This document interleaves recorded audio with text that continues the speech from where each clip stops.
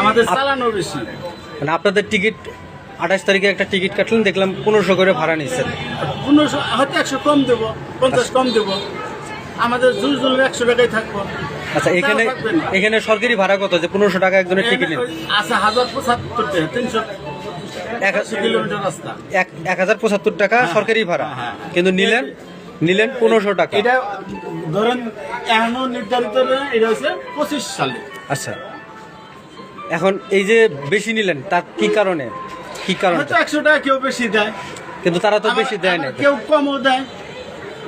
আচ্ছা, এখন কথা হলো যে 100 কমও দেয়। আপনি যে কথাটা বললেন যে আপনার যে তেলের খরচের কথা একটু আগে বলছেন, সেই বিষয়টা কি দেখাতে আসলে কি কারণে? ঘটনা হচ্ছে কি, আমাদের যে নির্দিষ্ট পাম্প আছে, একটা ফোঁটা তেল দেয় না, আচ্ছা, আর যাত্রীরাও ছাড়ে না।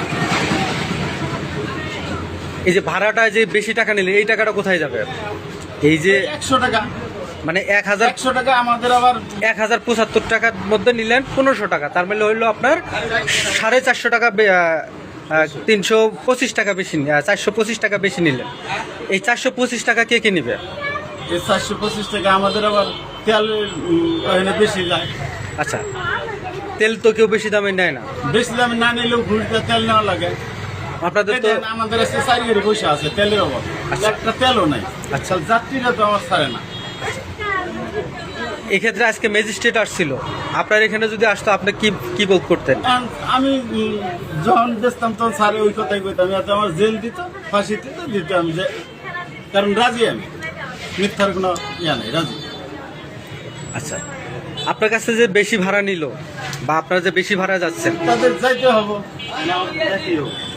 আচ্ছা, এই যে কারণে আপনাদের বেশি ভাড়া হলেও দিচ্ছেন, কিন্তু আপনারা ওইরকম হিসেব করতেছেন না যে কেন ভাইজান, গাড়ি চলে 4টা, বসায় দিয়েছি 3টা, একটা গাড়ি যাচ্ছে তেলের অভাবে। তেলের অভাব। আমরা তো আর ওইখানে আমার যাত্রীরাও বলতে পারি না, আমরাও ধরতে পারি না। পায়ে বন্ধ ধরছিলাম আমি তো 2 দিন আগে, যে আপাতত 50 লিটার তেল দাম। আপনাদের এই গাড়ি এরকম কি প্রত্যেকটা গাড়িতে এইভাবে প্রায় নিচ্ছে? প্রত্যেকটা গাড়িরই এই কেস। আর যাদের নিজস্ব পাম্প আছে হয়তো তারা কি জানি না, গাড়িওয়ালাদের নিজস্ব পাম্প আছে কারো কারো? অবশ্যই আছে 2-4 জনের। ঠিক আছে।